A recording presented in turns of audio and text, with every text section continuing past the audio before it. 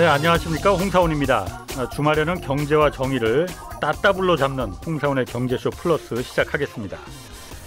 요즘 금리도 오른다고 하고 또 그러다 보니까 주가도 좀 주춤하다 보니까 암호화폐 비트코인이죠. 이 인기가 대단합니다.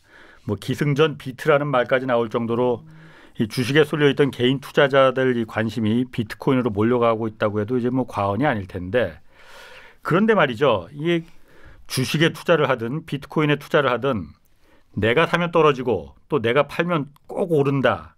또 왜 나는 주식만 하면 항상 손해만 볼까? 이런 분들 꼭 있습니다. 주변에 많이 보셨을 겁니다. 그리고 대개 이런 분들 보면은 기관 투자자 탓 많이 하거든요. 개인 투자자는 왜 기관 투자자에 비해서 항상 손해를 보는 건지, 또 기관 투자자들은 어떻게 해서 백전백승하는 걸까? 이거 자세히 알아보겠습니다. 오늘 도움 말씀 주실 분입니다. 박정호 명지대학교 특임 교수님 나오셨습니다. 안녕하세요. 예, 안녕하세요. 예, 그리고 홍사원의 경제쇼 플러스 없어서는 안 될 보물 같은 분, 복동이 오윤혜 씨 나오셨습니다. 안녕하세요. 네, 안녕하세요, 여러분. 오윤혜입니다. 일주일 만에 뵀네요. 보물 맞죠, 기자님? 보물 중에 보물이지. 대본에 없으면 말씀 안 하실 것 같은데 굉장히 어색하지만 받아들이도록 하겠습니다. 진정성이 안 느껴졌어요? 많이 안 느껴집니다. 네. 자, 그 기관 투자자와 개인 투자자. 기관 투자자들이 일단 수익이 훨씬 그 지표상으로도 굉장히 좋잖아요. 네. 일단 그거 본격적으로 들어가기 전에 네. 박 교수님이나 오윤혜 씨, 먼저 박 교수님은 주식 투자 전 당연히 하죠. 당연히 하시겠죠. 전 당연히 하죠. 네. 암호화폐는 비트코인 같은 경우는 그것도 합니다. 왜냐하면 그거는 좀 이유가 다른데요. 예. 저는 그러니까 이걸 안 해본 사람이 어디서 말했을 때는 약간 말이 붕 떠 있어요. 근데 해본 사람이면 그 메커니즘을 아니까 당연히 그게 뭔지를 알잖아요. 예. 그래서 저는 그 가상화폐는 큰 돈은 아니고 이게 어떤 맥락에서 진행되는 건지 알려고 소액을 좀 했죠. 지금도 가지고는 있어요. 이렇게 좀 말하려고 그러니까 하시는 거구나. 공부라고 해주십시오.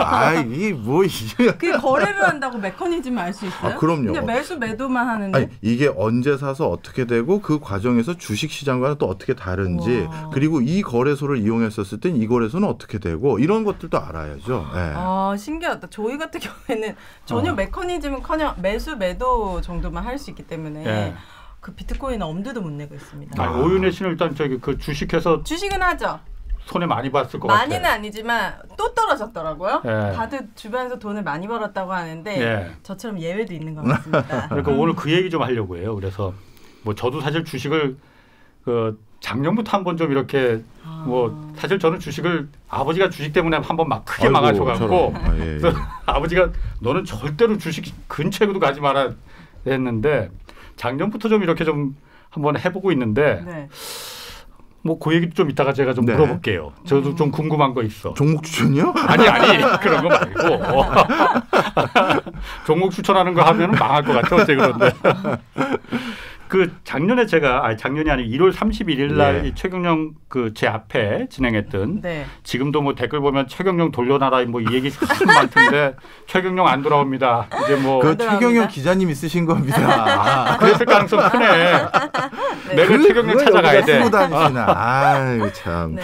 거기서 1월 31일 날 보니까는 부동산 주식에 관한 당신의 편견과 실수에 대하여 이거 했잖아요. 네, 맞습니다. 맞아요. 제가 그때는 못 봤고 다시 유튜브로 다시 보기 봤는데 이거 재밌더라고요. 아유, 감사합니다. 네, 특히 거기서 로또 명당 그거 재밌더라고. 그게 오늘 주제도 뭐 거기하고 좀 연결된 거예요? 맞습니다. 예, 마찬가지로 지금 개인 투자자들이 기관 투자자들보다 수익을 못 내는 몇 가지 이런 약간 심리적인 요인, 또 이거는 또 시스템적인 요인도 있습니다. 오늘 그래서 그 얘기도 좀 드리고 전반적인 비트코인 얘기도 좀 하고 그러면 좋겠네요. 저 진짜 궁금한데 너무 무식하다고 욕하지 마세요. 왜 이러세요? 기관 투자자라고 하면 어떤 기관을 얘기하는 거예요?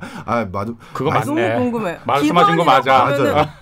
뭔지 모르겠어요. 너무 쉽게 얘기해서 법인으로 금융회사로 투자와 관련된 회사로 등록된 회사 계좌로 투자가 이루어지는 걸 기관 투자자라고 합니다. 아, 개인이 아니라 큰 돈을 관리하는 회사가 그렇죠. 투자하면 그건 기관인 그렇죠. 거예요? 투자자산 뭐 증권회사이기도 하고 은행 관련한 회사이기도 하고 투자 자문회사이기도 하고 그다음에 자산운용회사이기도 하고 이런 나름대로 법인으로서 우리는 이렇게 어떤 금융상품을 사거니 팔거니 하면서 수익을 얻는 거를 회사의 기본 목적으로 합니다라는 종류들의 회사들이 있어요.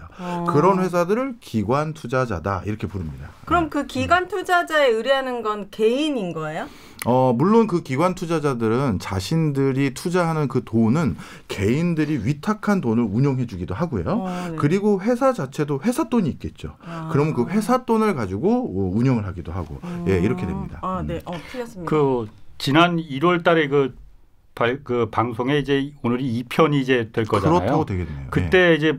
이제 못 보신 분들도 있고 네. 뭐 지금 못 보신 분들은 다시 유튜브에서 다시 보기로 한번 그럼요. 듣기로 보시면 될 것 같긴 한데 그래도 간단하게 좀 그때 우리가 주식할 때 범하게 되는 대표적인 실수, 뭐 또 잘못된 판단 이런 거 말씀해 주셨잖아요. 그때. 네. 간단하게 좀 설명 좀 먼저 좀 해주시죠. 와, 제가 워낙 뭐 이것저것 얘기를 많이 하고 다녀서 가물가물한데 워낙 종류도 많은데 대표적으로 몇 가지 기억을 해드리면 테마주 같은 거 없다 말씀 그때 드렸었어요. 원래 맞아요. 어떤 회사를 우리가 추천할 때 이건 무슨 테마주입니다 이렇게 설득하는 용도로 만들지만 같은 분야에서 활동하는 회사라 하더라도 실제 비즈니스를 하는 방식은 전혀 다르다. 그러니까 어떤 상황이 바뀌었다고 해서 같은 분야지만 A라는 회사는 이득이 보지만 B라는 회사는 이득을 못 볼 때도 있다. 그런데 왜 자꾸 테마주 이런 얘기를 하느냐. 우리는 종목이 많고 선택할 게 너무 많으면 그 과정에서 뭘 골라야 될지 너무 힘들고 그게 고통스럽거든요. 맞아요. 그 고통을 줄여주기 위해서 설득의 용도로 만든 어떤 개념들 이 정도로 봐야지 실제 테마주라는 건 사실은 없는 거랑 같다. 이런 말씀도 드렸고요. 그다음에 공시자료 얘기도 좀 드렸었어요. 미국의 공시자료들은 부정적인 얘기들이 많이 있지만 한국의 공시자료들은 긍정적인 얘기만 많고 그 과정에서 공시자료에서 어떻게든 뭔가 얘기는 해야겠는데 이게 회사가 자신 없는 얘기면 그게 표현 문구가 다르다는 말씀 드렸어요. 숫자를 잘 보라 하셨어요. 맞아요.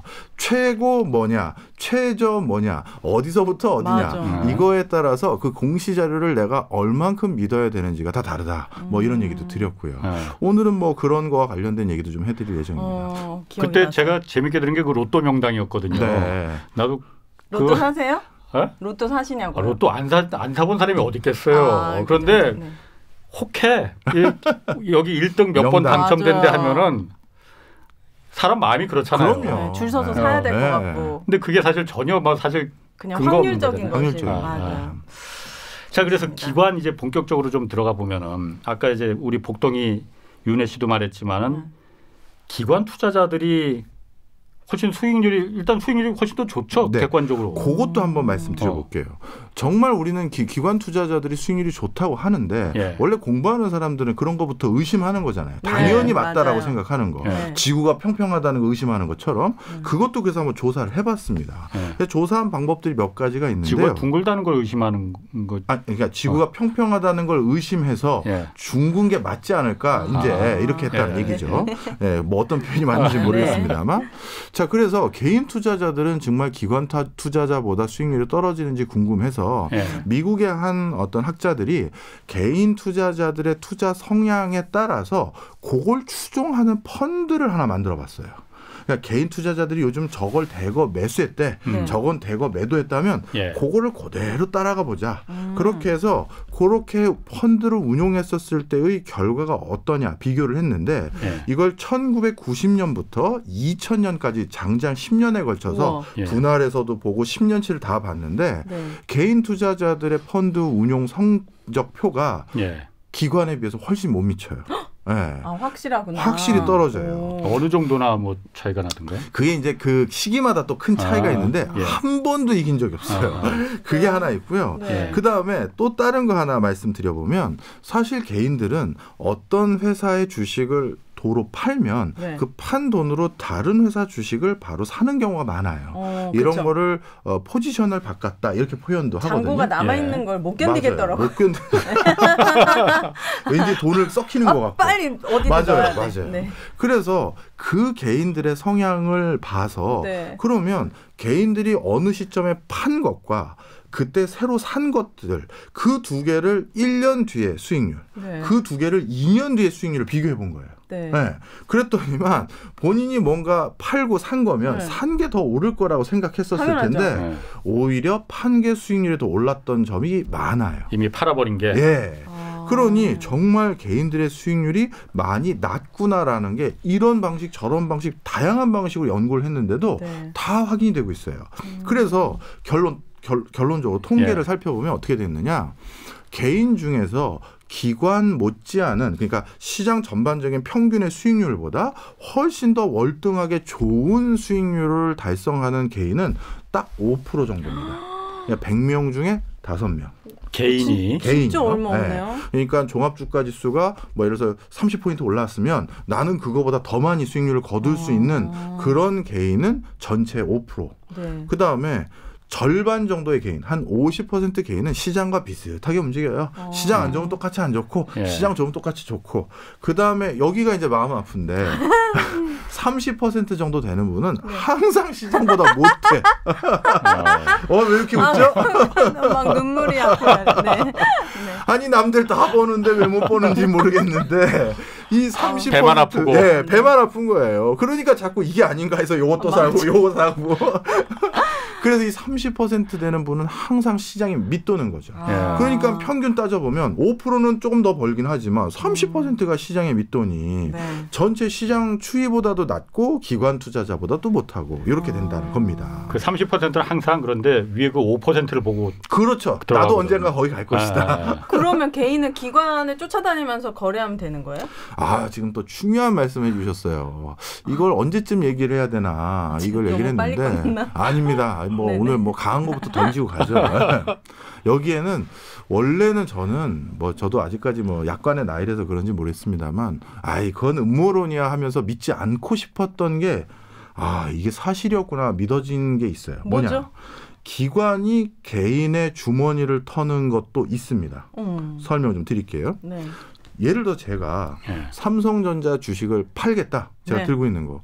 이거 제가 저 진짜 아직도 들고 있긴 있지만 네. 제가 가지고 있는 삼성전자 주식 다 매도 쳐도 오늘 시장에 아무 영향이 없습니다. 그렇죠. 당연히 그렇죠. 누구 개인이 털었나 이게 끝난 거예요. 네. 그 소수점도 안 나갈 거예요. 네. 그런데 예를 들어서 우리나라 굴지의 어떤 은행지주 회사에서 들고 있었던 예. 삼성전자 주식 15,000주 몇만 주를 던진다 하면 그건 어떻게 되겠어요? 확 내려가. 주가에 영향을 그렇죠. 미치지. 네. 주가에 영향을 받아요. 네. 그리고 회사에서 어떤 그런 그 금융 기관이 그런 주식을 매도할 때는 물량이 크기 때문에 그리고 매도를 하는 그렇게 큰 물량은 지금 당장 매도를 해야 될 이유가 있잖아요. 맞아요. 뭔가 이거 빨리 발 빼야겠다. 그러니까요. 그런데 이거 그 주가 떨어지는 거 걱정해서 분할 매도한다. 이러지 못할 때가 있어요. 예. 사람의 기관도요? 상황이. 기관도요. 오. 이거 내일 모레 발표나는 게 무산될 것 같다라는 소식을 어서 미리 알았는데 그럼 빨리 내일 모레 전에 다 던져야 되는데 네. 이걸 던지는 과정에서 주가가 떨어지면 나도 손해 보잖아요. 그렇지. 네. 그래서 아주 그 음모론 같은 게 있었는데 뭐냐?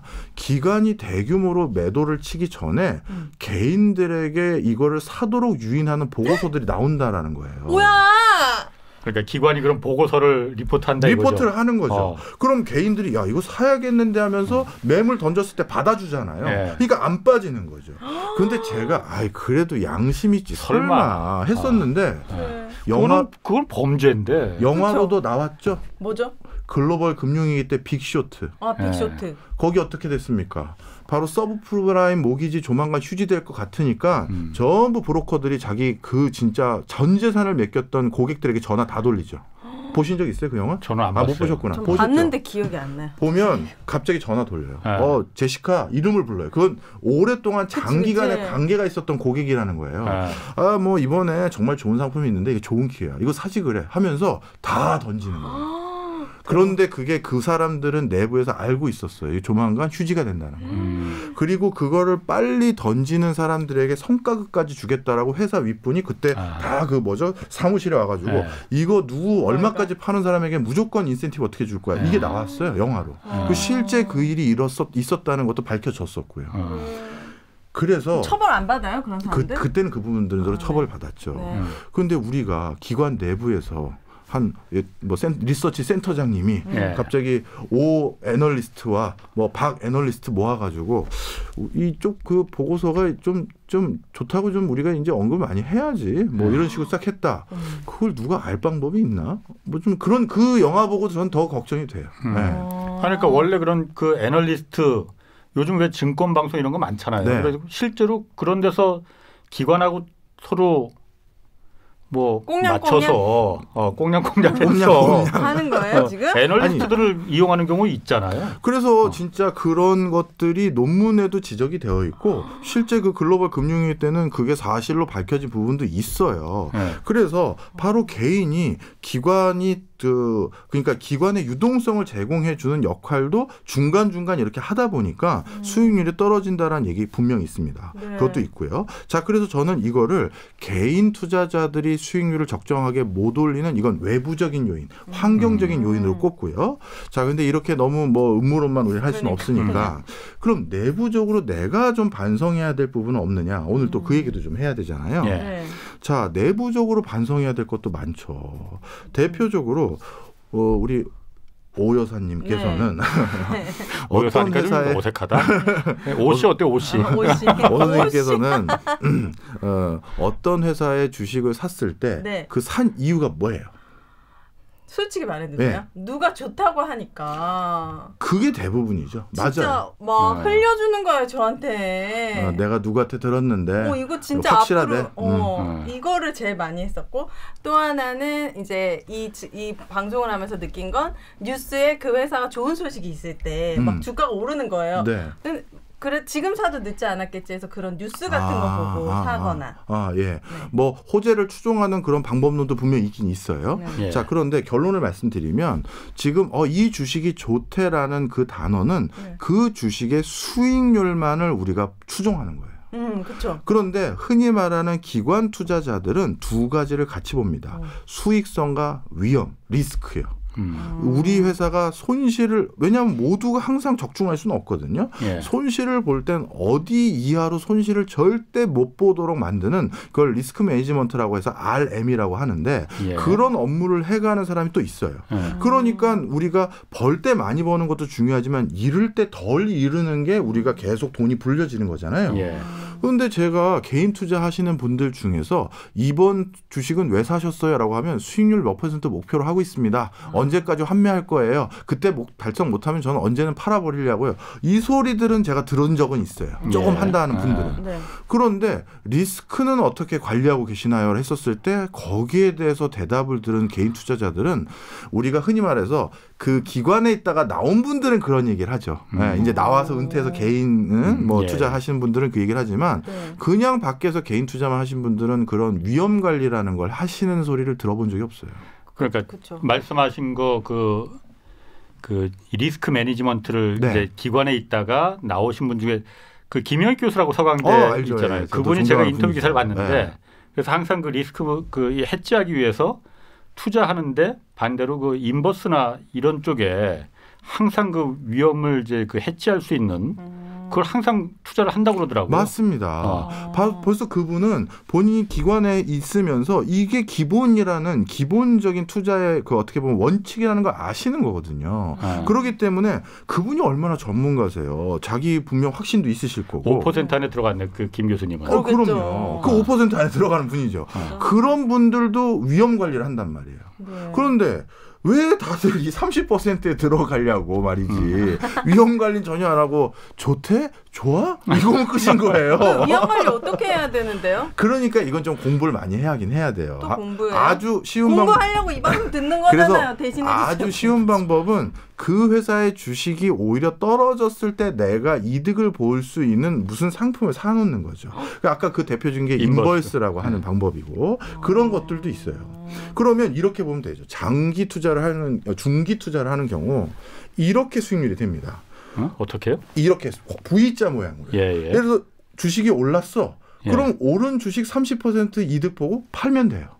그리고 인버스는 들고 있는 거예요. 그거 저보러 누가 빨리 팔라고 또 뒷떠밀리는 사람 없잖아요. 그러다가 다시 주식이라는 건 또 언젠가 내려가거든요. 그럼 그때는 이제 이걸 또 환매하면 되겠네. 이렇게 할 수도 있는 거죠. 그 인버스는 주식이 떨어지면 돈을 버는 게. 그러면 주식이 오르면 걔는 떨어지는 거 아니에요? 걔는 떨어지죠. 그럴 때 이걸 들고 있으면 되지. 저보러 인버스 떨어졌으니까 뭐 어떻게 하라 이런 건 없거든요. 팔지 말고 그냥 가지고 있잖아. 물론 인버스 중에서는 매일 계좌에서 금액이 빠져나가는 것도 있고 뭐 이런 게 있지만 하여튼 들고 있어도 되니까. 그럼 올라가서 돈 벌고 내려가서 돈 벌고. 그렇죠. 그렇게 하시는 분도 꽤 있어요. 뭐 방금 말씀하셨던 우리 뭐 실명이 뭐 제가 얘기한 건 아니지만 김용 교수님도 그렇게 위험 관리하시는 거죠. 고수분들은. 바로 그래서 개인 투자자 분들이 장 좋을 때 그렇게 많이 돈 벌고 결국 위험 관리 못해서 그래서 계속 평균만 치는 이유가 여기에도 있다. 그럼 첫 번째는 어쨌든 기관이 더 수익률이 좋은 거는 정보에 그야말로 그 더 비대칭 그러니까 일반 개인보다는 훨씬 더 많은 정보를 취득할 수도 있는 것도 있지만은 정보를 만드는 사람들이죠. 그래서 개인들한테 좋다, 나쁘다. 그래서 유동성을 본인들이 어디서 공급받아야 이걸 매도를 치는데 그거를 그러면 개인이 그 정보에 대한 정확성을 확인할 수 있는 방법은 어떤 정보를 접했을 때 그럼 그 회사에 전화해야 되나요? 아니죠. 이런 저런 데를 다 들어야죠. 이 사람 애널리스트 얘기 말고도. 그렇죠. 그건 그 회사의 입장일 수도 있는 거예요. 다를 수도 있어요? 다를 수도 있죠. 그래서 물론 애널리스트 보고서 지난번에 다 가르쳐 드렸는데 다들 비슷비슷할 수밖에 없다고. 매일 비워지기 때문에 죄송합니다. 아닙니다. 그래서 애널리스트들 의견이 비슷할 수밖에 없다라고 말씀을 드렸지만 그 아까 잠깐 그 말씀드렸던 그 빅쇼트 영화에서도 나오지만 누군가는 다르게 세상을 봐요. 그리고 그걸로 이렇게 될 수 있겠구나라고 해서 다른 베팅을 하는데 그 사람들의 얘기는 뭘까? 그 사람은 왜 그렇게 생각할까? 그런 걸 잘 들어봐야 돼요. 그래야 최대한의 손실을 줄인다. 이거를 기억하시라는 얘기고요. 자, 그다음에 그래서 위험 관리를 못하는 부분이 하나 있고 그다음 두 번째는 이게 역사상 유례가 없는 뭐 희화된 에피소드가 있어요. 개인 투자자들이 이렇게 묻지마 투자를 하는구나라는 게 기관 투자자들 사이에서 뭐랄까요 이게 막 비웃음거리가 됐던 확실한 그 증거가 있습니다. 뭐죠? 미국에서 있었던 일인데요. 미국의 정보통신 회사 중에서 MCI라는 회사가 있었어요. MCI 같은 회사가? 그런 거예요. 비슷하게. 들어본 것 같은데. 나름 큰 회사입니다. 이 MCI라는 회사가 있는데 이 회사에 개인 투자자들이 상당히 재미를 붙였는지 많이 투자를 하셨어요. 그런데 MCI라는 이 회사 말고 미국의 헤지펀드 부채형 헤지펀드 하나가 있는데 그 헤지펀드 이름이 MCIF였어요. 그런데 다른 전혀 관계 없어. 전혀 관계 없는데 이상하게 MCI 주식이 개인 계좌들이 많이 개설이 돼서 투자가 되면 MCIF가 같이 뜨는 거예요. 개인이 자꾸 돈을 거기다 넣는 거예요. MCI에 넣었어야 되는데. 아니 MCI도 넣고 개인들이 MCIF도 넣고 또 MCI가 개인들이 투자 비중을 올려가면 그 MCIF도 같이 올라가는 거예요. 이게 뭐지? 처음에 기관 투자자들이 전혀 이해를 못했어요. 이게 뭐야? 근데 나중에 이게 정말 아주 우연한 에피소드에 어떤 기관 투자자가 식당에서 밥을 먹는데 옆에 있는 개인들이 얘기를 하는데 나 이번에 MCI 그 주식 때문에 MCI F를 샀잖아. 이런 얘기 듣고 어떻게? 설마 이게 이렇게 많은 숫자가 이렇게 오인할 수가 있는가 했는데 실제 그거였어요. 그럼 식당에서 그 옆에서 들었던 개미가 이렇게 퍼뜨려서 그렇게 됐다는 그런 사람들이 많았겠죠. 누군가 하나는 MCI랑 MCIF가 비슷하다고 뭐 그 카페든지 뭐 블로그든지 이런 데 올렸을 거고 그게 또 돌고 그냥 아예 어느 순간 디폴트가 됐겠죠. 뭐. 그래서 생각보다 우리는 당연히 전업 투자자가 아니니까 매번 뭐 하나하나를 깊이 있게 못 보겠죠. 근데 못 보는 것까지는 어쩔 수 없다 하더라도 그래도 어떻게 이런 일까지 일어날 수 있을 정도로 아무 공부를 안 하실 수 있을까라는 게 진짜 하나 정말 이건 진짜 금융사에 남는 희화된 사건이었어요. 저는 SM 엔터테인먼트 주식을 사려고 했는데 SM CNC를 샀더라고요. 그래서 계속 떨어지는 거예요. SM 엔터테인먼트. 근데 저 같은 사람들이 미국에도 많이 있었나? 저 충분히 이해합니다. 재밌었어. 괜찮았어. 좋아요. 괜찮았어. 좋아요. 제 경험이에요. 제 피가. 그 실화죠, 실화. 싫어요. 지금 딱 봐도 실한데요, 당연히 뭐. 싫어죠. 자, 아직도 진행형인 사건입니다. 자, 그러면 그거 말고 또 개인이 있죠. 그다음 또 한 가지가 뭐냐면 개인들은 자신의 투자를 기억을 못해요. 투자를 왜 기억을 못하지? 의외로 놀랍습니다.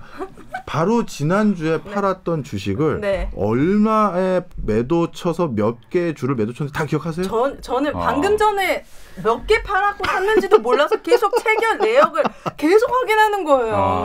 전혀 기억을 진짜 어려워요. 근데 기관 투자자들은 리포트 해야 되잖아요. 회사에 보고해야 되니까. 그러니까 철저히 내가 몇 주를 언제 매매했고 그때 매매한 이유도 있어야 되고 그걸 다 기록을 해요. 그러니까 자기 수익률에 대한 관리가 철저할 수밖에 없어요. 그런데 개인은 나 지난번에 삼성으로 재미 좀 봤잖아. 얼마나? 재미 좀 봤어. 아니 그러니까 얼마 몇 주에 어떻게 그러면 기억이 안 나. 기억이 안 나. 그냥 재미만 봤대요. 그러니 이게 무슨 관리가 되겠어요. 관리하지 못하면 우리가 혁신할 수가 없고요. 위험을 줄일 수가 없어요. 이게 주식을 하다 보니까 약간 게임 같더라고요. 그래서 빨간색만 나오면은 좋은 줄 알고 몇 퍼센트가 중요한 건데 사실. 그럼 그런 거를 다 개인들이 주식 투자할 때 투자 일지를 해야 됩니다. 일지를 다 적어야 돼요? 적어야 돼요.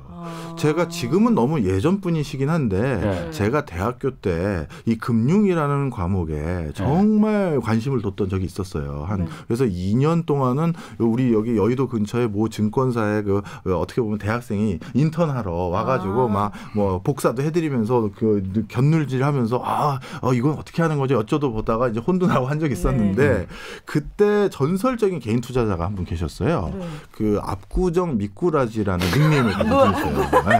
우리 인터넷 그 개인들은 다 그 닉네임들이 있잖아요. 그래서 뭐 여수 돌고래 그 당시 아주 유명한 분이 계세요. 근데 그 중에 저에겐 가장 선망의 대상인 분이 압구정 미꾸라지였어요. 이름도 무슨 이제 회장님이시죠. 이제 회장님이세요. 그분을 제가 왜 놀랍게 생각했냐면 그분은 모 시중은행에 재직하셨던 은행원 출신이신데 본인이 나름대로 투자의 생리를 딱 눈을 뜨신 거예요. 그리고 은행에 딱 사표 내고 이제 본격적으로 개인 투자를 했는데 이분이 어떤 분이냐면 8천만 원 종잣돈으로 시작해서 2천억까지 가셨죠. 에이 거짓말. 사실이에요. 안 믿네. 이거는 다 아는 사실이에요. 2천억이요? 2천억이요. 이거는 이 분야에선 다 아는 사실이에요. 그래서 2천억까지 가시고 너무 돈이 커지니까 결국 회사를 차리셨어요. 지금 회사. 지금도 회장님이시라니까요. 이 방송 듣고 지금 압구정 미꾸라지 검색어 지금 올라갑니다. 미꾸라지입니다, 여러분은 절대 미꾸라지 하지. 그래서요. 그분의 특징이 있었나요? 그래서 제가 그 말씀 드리는 거예요. 그분은 우리 철학자 칸트 하루를 어떻게 시계처럼 보내는 거 있죠. 몇 시에는 어디 가서 뭐 하고 몇 시엔 뭐 하고 몇 시엔 뭐 하고 자신의 하루 생활을 그 투자에 맞춰서 딱 칼같이 어떻게 보면 총기라고 해야 될까요? 이걸 잃지 않기 위해서 철두철미하게 관리하시는 분이에요. 약주도 별로 안 하신다라고 들었고, 별로 안 하는 게 아니라 안 해요. 괜히 자기가 장중에 흔들릴까봐. 맑은 정신을 갖기 위해서. 그래서 정말 그 기록도 철저하게 하시고 시장도 잘 분석하시고 딱 퇴근하면 어디서 식사하고 딱 집에 가서 딱 바로 들어가서 또 책 읽거나 시황 분석하고 이렇게 하는 거죠. 바로 그런 전설적인 수익률을 내는 그 뒷변에는 밑에는 이렇게 철저한 자기 관리, 수익 일지, 투자 일지, 그다음에 자기 부정, 자기 반성 이런 게 있는 거예요. 안 되겠네요. 저는 벌써 진짜 그렇게 못 살 것 같아요. 아니 또 이제 그 이유 이제 말씀해 주시겠지만 제가 중간에 먼저 한번 편하게 말씀하시면 제가 이제 처음에 주식을 작년에 이제 처음 네. 이제 해봤다고 말씀드렸잖아요. 그런데 정말 재미를 많이 봤어. 네. 우와. 아니 그런데 그게 제가 처음에 주식을 어떻게 했냐면은 제가 아는 후배가 이제 그 자산운용사에 있는데 네. 이 친구가 형 뭐 벌어놓은 돈도 별로 없을 텐데 지금 여윳돈 좀 있냐고 물어보더라고요. 그래서 네. 좀 있다고 그랬더니 자기를 너네요? 믿고 어머나, 이거 제일 무서운 거 아니에요? 다 들어가래. 네. 근데 작년 그때 이제 막 증시가 막 이제 주식 네. 막 불 붙을 때잖아요. 네. 코스피로. 그렇지. 뭐 어디 샀다고 이제 말해도 되나? 뭐 하여튼 네. 샀는데 그게 정말 나중에 보니까 몇 프로 올랐어요? 정말 2배가 됐어요. 그래서 내가 이 회사 다닐 필요가 이거 있을까? 우와. 내가 알고 보니까 내 숨은 재능이 이거였구만 그랬는데 이 친구가 딱 그 얘기를 하더라고요. 그게 주식 초보자들이 가장 망하는 지름길이라는. 원래 처음 할 때는 다 돈을 번대. 왜냐 상승장에 들어가니까. 그러다가 네. 내가 재능이 있구나 해서 본격적으로 해보려면 그 다음부터는 이제 있는 돈 없는 돈 끌고 빌려서 하고 그러다 보니까 이제 결국 이제 폭망한다는 거거든요. 네. 맞아요. 그런 얘기를 하더라고요. 그러니까. 정확한 지적이십니다. 사실 어떤 회사의 주가가 오른 것은요. 말 그대로 요즘 시황이 좋아서 대세 상승해서 오르는 거일 수도 있어요. 예.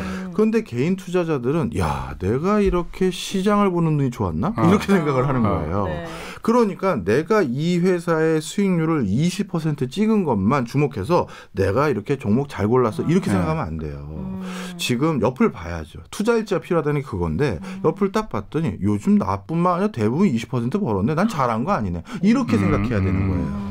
그런데 그냥 거기 자기가 투자한 것만 자꾸 몰입되다 보니까 이게 뭔가 재능이 있다. 나는 이걸로 생활도 충분히 해볼 만하겠구나 하면서 나왔는데 이상하게 자신은 분명 예전에 이 방식으로 돈 번 기억은 있으니 예. 그다음 몇 번 깨졌어도 아니야 이번에 운이 나빴어 하면서 그걸만 자꾸 고수하는 거죠. 그 얘기를 정확하게 집어주신 아주 좋은 옆에 후배. 계신 그거 팔아서 귀인이십니다. 다 챙기셨죠? 그렇죠. 다행입니다. 두 배는- 다시는 하지 마시고. 왜요? 그건 아니에요. 자신감이 지금 붙었다니까 지금. 아니, 지금 위험합니다. 자 그럼 또 개인이 또 100점 100패할 수밖에 없는 뭐 네. 이거 또 많죠. 그 중에 하나가 불필요한 거래 횟수입니다. 그거 안 좋은 거예요? 예, 거래 회전율이 개인이 거래하는 개인들의 계좌의 거래 회전율하고 기관 투자자들의 계좌에서 거래 회전율을 비교하면 개인이 압도적으로 높아요. 아니 네. 커피 한 잔 사 먹는 돈 아껴서 매일매일 사러 가셨는데. 그거 궁금해 어느 정도나 차이가 나요? 이거 국가마다 차이가 나는데 우리나라는 이거 연구해 놓은 게 없더라고요. 중국이 굉장히 차이가 큽니다. 중국이 그래서 8배 가까이 차이가 나요. 개인이? 네. 개인이 8배. 그러니까 기관이 한 번 사거나 팔았을 때 개인은 8번 사고 팔고 하는 거예요. 그다음에 그 미국은 한 3배 정도 차이가 나요. 네. 그러면 이 회전율이 높다라는 건 그만큼 뭔가 자기가 또 이걸 팔거나 사야 될 확신이 있었을 건데 네. 그래서 그 회전율 높은 거가 어떤 성과가 있는지 좀 알아봤어요. 네. 또 그래서 개인들 중에서 또 회전율이 일정 수준 이상 높은 계좌하고 일정 수준 이상 회전율이 낮은 계좌를 바탕으로 해서 또 1년, 2년, 3년 이렇게 기간들을 여러 가지로 나눠서 다시 수익률 비교했더니 회전율이 높은 계좌일수록 수익률이 떨어져요. 난 어제도 계속 사고 팔았는데 진짜 어제도 계속 사고 그게 안 좋은 거군요. 왜 그렇죠, 그럼? 그게 네. 궁금하네. 뭐 어떤 그 아주 유명한 펀드 매니저는 개인들이 왜 이렇게 조급증을 내는지 모르겠다. 그 회사의 주식을 산다는 건 솔직히 우리 기관들도 그 회사와 동업을 했다라는 생각을 가질 때가 많다는 거예요. 예. 그러니까 주주가 된다는 거니까 야 나도 너한테 투자할게. 너희 회사 투자할게. 우리 같이 해보자. 내 돈도 써가면서 회사 키워봐. 이런 건데 하루에 그 회사가 그렇게 3번이나 사고 팔 만한 이슈가 또 있었을까? 우리 기관도 데일리로 이렇게 운용하는 데도 있긴 있어요. 그래도 기관은 그런 데도 있지만 중장기적으로 또 묵직하게 가져가는 것도 있고 또 약간 반기 단위로 이렇게 포트폴리오 바꾸는 데도 있고 이걸 다 하는 거잖아요. 매일만 하는 게 아니거든요. 그런데 개인은 그 성향을 가진 사람은 진짜 매일 계속 뭘 하는 거거든요. 그러니까 이거는 솔직히 이유 없이 판다라는 게 솔직히 말씀드리면 학계의 정설입니다. 이유 없이. 개인은 이유 없이 사고 판다. 이거에 대해서 제가 가장 재미있게 읽었던 논문이 하나 있어요. 이건 정말 읽으면서 논문을 만화책보다 이렇게 재미있게 읽을 수가 있을까 했던 건데 네. 스탠퍼드 한 교수가 작성한 논문인데요. 그 교수가 아주 귀한 자료를 얻었어요. 뭐냐면 18세기에 영국의 주식 투자쟁이들, 주식 투자자들의 어떤 투자 행태를 비교 분석할 수 있는 장부를 얻었습니다. 네. 근데 18세기에 영국에 투자했던 영국에서 주식 투자를 하는 사람들은 그 영국 회사가 대부분 어디에 상장돼 있었냐면 네덜란드 증시가 그 당시 유럽의 최고였거든요. 네덜란드 증권거래소에 상장이 돼 있는 거예요. 우리 지금으로 따지면 나스닥에 상장돼 있는 것처럼. 그런데 그 당시에는 뭐 전화가 있겠어요? 아니면 뭐 인터넷이 있겠어요? 그러면 회사에 대한 어떤 정보, 전체 시황에 대한 정보를 어디서밖에 얻을 수가 없냐 하면 네덜란드에서 배가 들어올 때 그 배에서 내리는 선원이나 선장이나 이런 비슷한 투자를 하는 금융회사 그 사람들에게 그 항구에서 기다리고 있다가 야, 그거 어떻게 돼가는 거야? 이렇게 물어서 그걸 가지고 자기 포트폴리오를 바꿔야 되는 게 맞겠죠. 왜냐하면 그 사이에는 아무 정보를 얻을 수가 없어요. 그 당시에는. 그런데 재밌는 게 뭐냐면 그 정기선이라고 논문에 그렇게 써 있는데 정기선이 오고 나서 일주일 안에는 주식 포트폴리오를 바꾸는, 즉 매매를 다시 바꾸는 비율이 굉장히 급증한 건 맞는데 그런데 그게 전체 그 회사 종목을 사고 파는 거에 3분의 1밖에 안 되더라는 거예요. 그러니까 나머지 3분의 2는 소식도 못 들었는데 집에서 왠지 그럴 것 같아가지고 계속 사고 팔고 거예요. 진짜요? 아무 정보도 없는 사람들이. 어머나. 그 논문의 주제가 그거였어요. 이 사람들은 왜 나머지 3분의 2 거래는 왜 했을까요?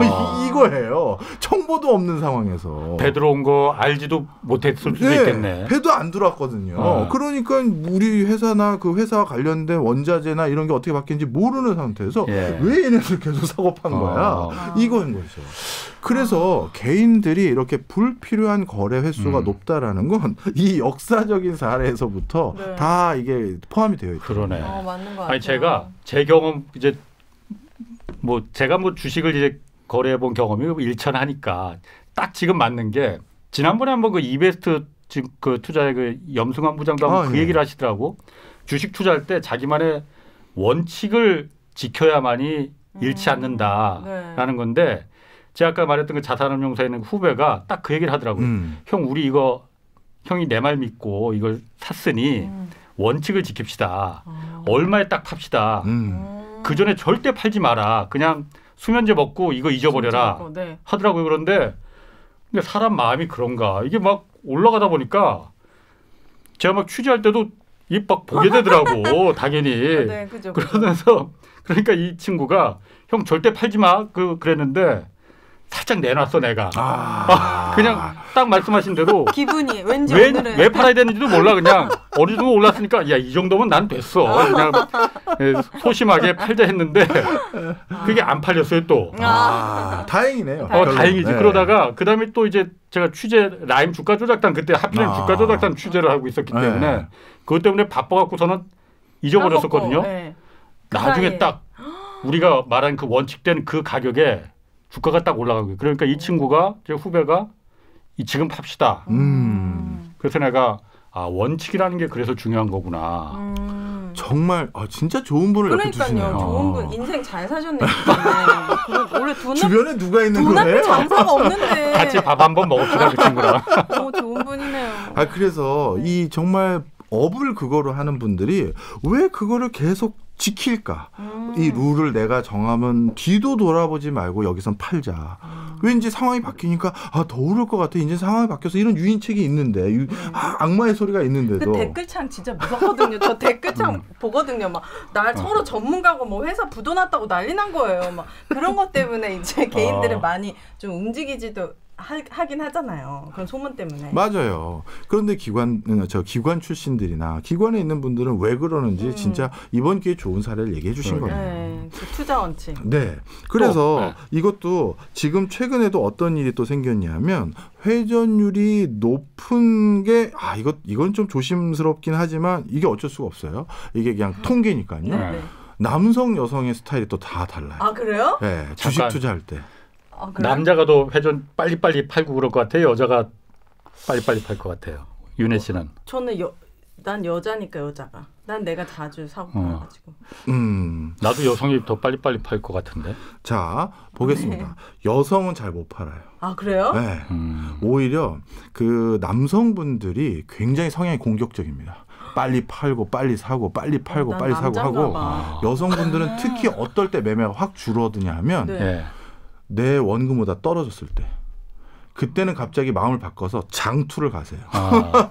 그치. 내가 맞아, 절대 맞아. 원금보다 손실을 볼 수 없다. 맞아, 그건 그래요. 원래 투자는 장투니까 갑자기 이렇게 맞아. 마음을 하면서 상패까지 갔다고요. 상패 5년 지나니까 사라졌어. 원래 투자는 장투잖아. 이렇게 딱 바뀌면서 빙의가 돼요. 갑자기. 맞아. 그래서 이제 장투로 가세요. 이해가네. 네. 맞아요. 그래서 여성이 회전율이 훨씬 떨어집니다. 네.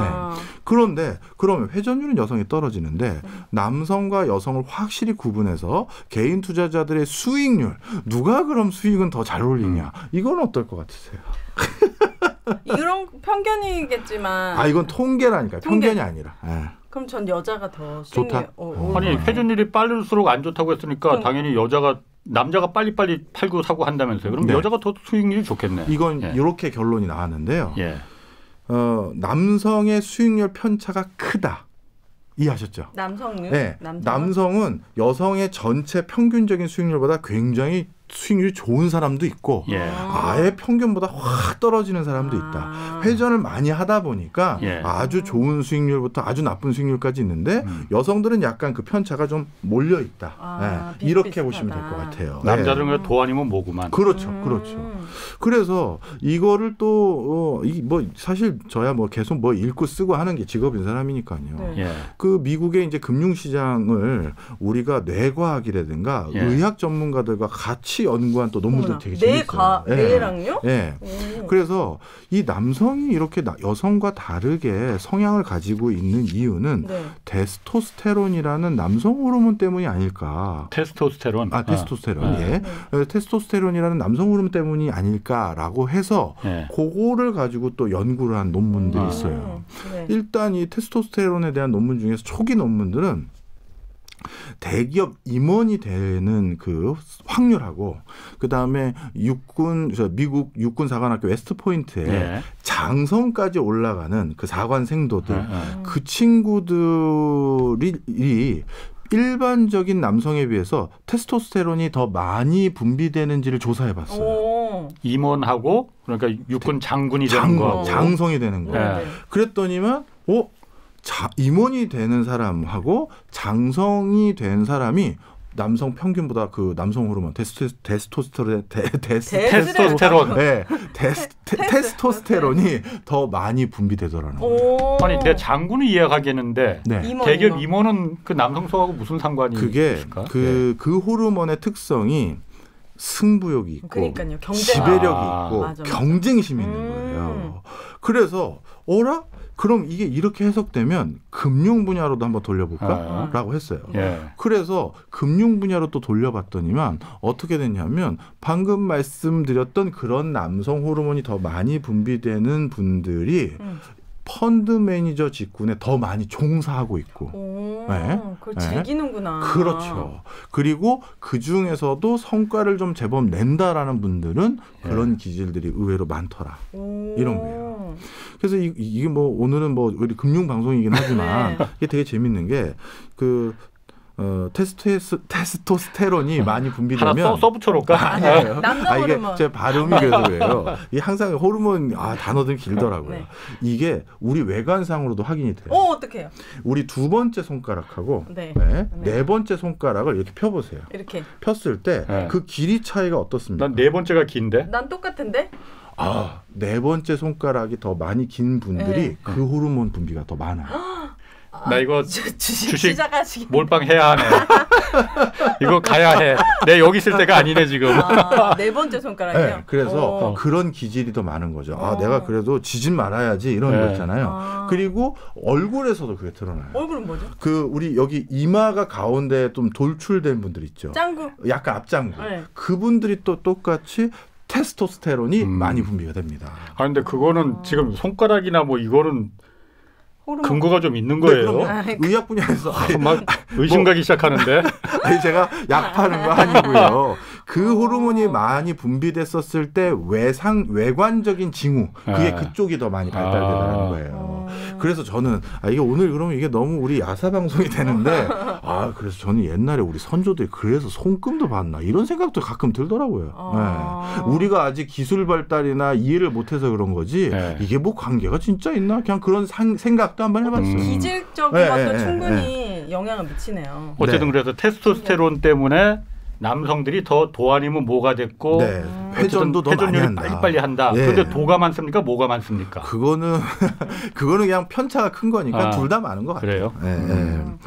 자, 여기쯤 들으면 이제 더 확신이 드시죠. 그런데 여기에서 우리 투자자들이 또 주의해야 될 게 있습니다. 또 뭐가 있죠? 바로 지금의 작금의 상황이 우리가 더 회전을 불필요하게 더 많이 하게끔 유도하는 상황이 늘어나고 있어요. 뭐라고요? 지금의 무슨 상황이요? 지금의 우리 투자 환경이. 환경이. 자꾸 맞아요. 사고 팔고 빨리 하게? 네.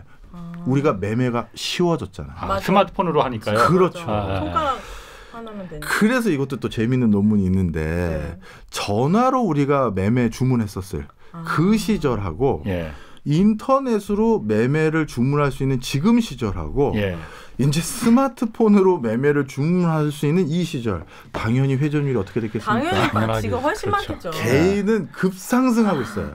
근데 기관 투자자는 변화가 없어요. 소름 돋아. 기관도 결국 사람이 하는 일인데. 기관은 불필요하게 사고 팔지 않습니다. 이게 굉장히 중요한 시사점이에요. 네. 그럼 그렇게 쾌적한 환경은 양쪽이 똑같이 열렸는데 기관 투자자들은 그렇게 쉽게 사고 팔지 않아요. 그럼 기관을 따라가겠네요. 따라가는 게 확률적으로는 좀 수익률이라는 걸 보면 앞서서도 기관 투자자가 더 높은 수익률을 보인다고 했고 그들의 어떻게 보면 투자 패턴 중에 하나도 불필요한 횟수를 줄인다는 거니 우리가 그건 분명 본받아야 되고요.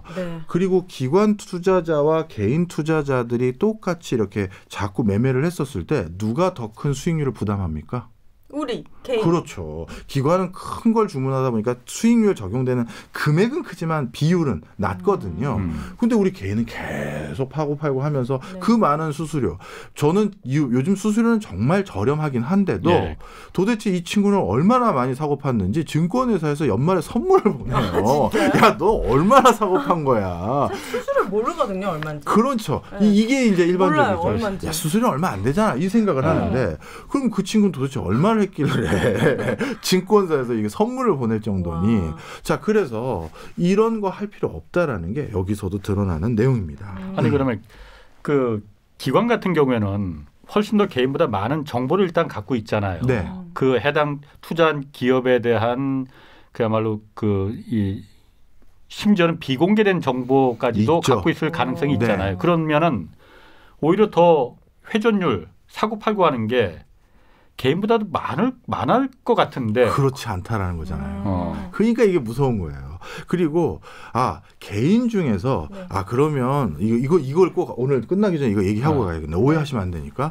그럼 교수님 요지는 장투하라는 거구나. 그래서 개인들 중에서 개인 계좌만 모아서 장투한 사람들의 수익률은 기관하고 또 비교해봤어요. 그랬더니 그럼 여기선 희망의 새싹을 볼 수가 있는가? 장투하라고 했어요, 무조건. 자, 그랬더니 결론 어떻게 됐을 것 같습니까? 제가 안 좋았으니까 이렇게 얘기했겠죠. 맞아요. 개인의 장투 성적표도 수익률이 떨어져요. 그래서 이건 말도 안 된다. 이건 또 왜 그런가 봤더니 아까 제가 살짝 힌트를 드렸어요. 마이너스였을 때 장투하죠. 그렇죠. 이게 원래 장투로 하려는 게 아니라 그냥 묻어놓은 거예요. 그러니까. 내려갔으니까. 손에 안 보려고. 맞아요. 내가 차마 이 돈에는 난 못 팔아. 못 팔아. 그래서 여러분들 오해하시면 안 돼요. 마이너스 났으니까 장투로 가라는 얘기가 절대 아닙니다. 원래부터 내가 처음에 원칙, 이 주식은 장투다. 내가 3년은 아니면 1년 6개월의 어떤 변화 텀은 봐야 된다. 이걸 봤으면 기다리셔야 되는 거예요. 아까 우리 지인분처럼. 그런데 손에 났다고 이제 장투로 돌리라는 얘기가 아니에요.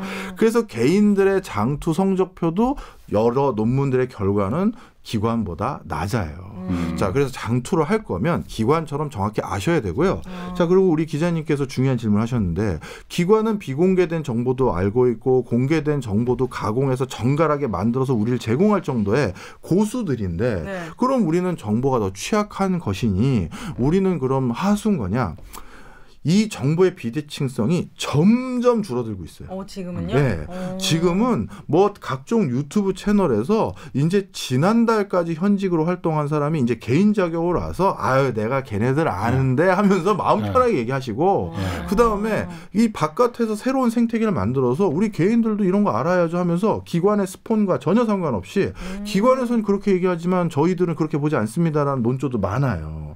그래서 일단 문제는 이제 너무 많은 소리가 있다 보니까 내가 뭘 들어야 되는지 이거에 허덕이는 경우는 있죠. 하지만 이제 이 정보의 비대칭성이 급격하게 줄어들고 있다. 그건 분명히 우리에게는 좋은 소식이고요. 그다음에 세계적인 투자자들이 그래서 자기가 아는 산업들만 투자하는 거예요. 대표적으로 옛날부터 늘 해오는 얘기 있지 않습니까? 맞아. 워렌 버핏. 왜 코카콜라 사냐? 맛있어서. 그러니까요. 왜 질레트 장투했냐? 내가 맨날 쓰는데 이게 제일 좋아. 아는 회사에 투자하라는 걸 그분이 그걸 어떻게 보면 그분은 동업자 의식이 있는 것 같아요. 그걸 아주 이지 리스닝하게 우리 일반인들도 쉽게 이해하게끔 알려주신 거예요. 그래서 남이 전혀 내가 뭔지 모르는데 시스템 반도체가 어쩌고 저쩌고 몇 나노 공정이 들어왔으니 사 그러면 내가 그거를 100% 소화해서 남에게 설명할 정도가 아니면 원래는 투자하면 안 되는 거죠. 왜? 내 주변에 아는 것들에도 충분히 기회가 있어요. 제가 아는 금융도 전혀 모르고 경제도 전혀 모르는데 평균적인 수익률 이상을 항상 올리는 개인 투자가 있어요. 한 뭐 엄청난 돈은 아니지만 평균적인 일반적인 수익률보다 매번 10%씩 정도는 더 찍으셔가지고 지금은 남다른 그래도 꽤 알부자시죠. 제 친구 중에 하나인데 근데 그 친구가 투자하는 방식이 아주 단순해요. 워렌 버핏과 유사해요. 대표적으로 그 친구가 재미 봤던 큰 종목 중에 하나가 비타 500. 어머, 그것도 회사가 있어요? 그 회사가 있죠. 무슨 회사지? 광동제약이거든요. 가만히 보니까 맛있군요. 막 바카스 안 먹기 시작하더라는 거예요. 그리고 이제 다들 자기 회사에 왔을 때도 비타 500씩 하나씩 사오더래요. 이거. 그리고 자기도 어느 순간 이거 홀짝홀짝 하고 있고. 야, 이건 기호식품 아니야. 이거 사야겠다. 이런 거라는 거지. 주변에서 일어나는 경제적인 행태와 변화 이런 것만 봐도 야 어디에 투자해야겠다. 이걸 알 수가 있어요. 그 정보라는 게 뭐 그렇게 대단한 게 아니네. 맞아요. 제가 말씀드리는 게 그거예요. 내 주변에서 내가 충분히 이해하고 충분히 설명할 수 있는 현상도 많은데 굳이 생면부지에 누군가가 와서 이상한 어려운 얘기 막 해가면서 막 이거 어떻고 미래지향적이고 한 거에 굳이 거기만 기회가 있는 게 아니다. 내가 맨날 저 같은 경우도 보면 맨날 카카오톡 쓰고 카카오페이 뭐 이런 거 쓰는데 맞아요. 그런 게 바로 나도 맞습니다. 쓰니까 남들도 많이 쓰는 거니까. 근데 그 너무 비싸잖아요 지금 사기에. 그러니까 또 망설여지는 거거든요 개인은. 그러니까 이제 그 수많은 기회들을 먼저 봐야 돼. 그러니까.